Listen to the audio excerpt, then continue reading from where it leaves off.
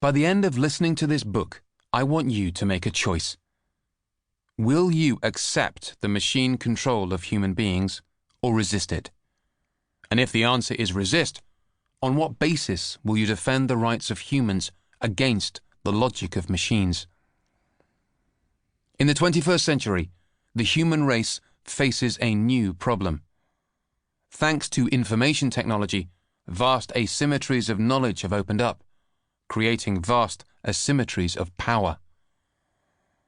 Through the screens of our smart devices, both corporations and governments are becoming adept at exerting control over us via algorithms.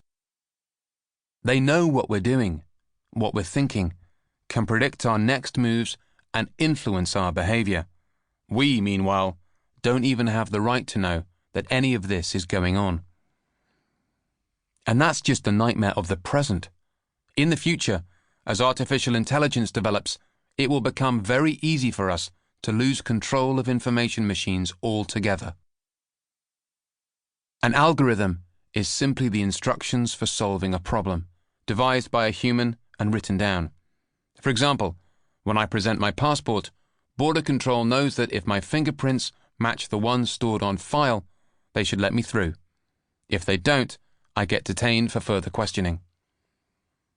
A computer program is an algorithm running without human intervention. In one sense, it is just the latest achievement in a long process of automation.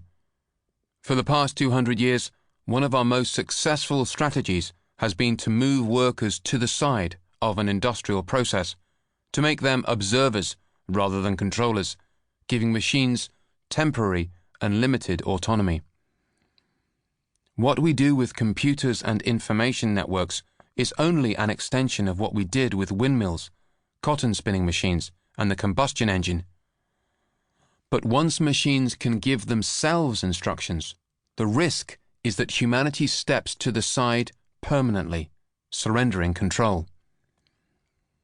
Millions of people have become alert to the dangers of algorithmic control, but they assume it is a problem for an ethics committee, a tech conference, a science magazine, or for the next generation to solve. In fact, it is intimately connected to the urgent economic, political, and moral crises we are living through now. Here's why. Suppose I told you there was a machine that could run the country better than any government, think more logically than any single human, and run autonomously. Suppose I asked you to hand control of all the important decisions in your life to that machine. Suppose I said you would be happier if you changed your behavior to anticipate what the machine decides. I hope you would scorn the whole idea. But try substituting the word market for the machine.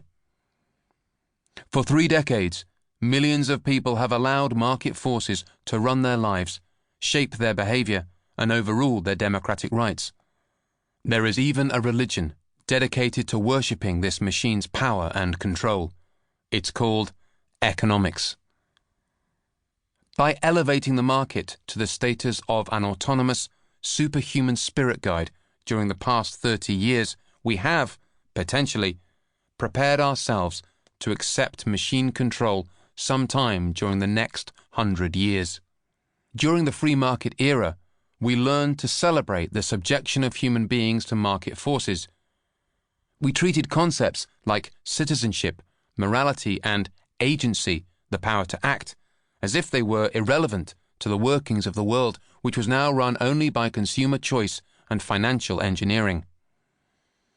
Now, however, the free market system has imploded. The logic of selfishness, hierarchy, and consumerism no longer works. As a result, the religion of the market has given way to older gods: racism, nationalism, misogyny, and the idealization of powerful thieves.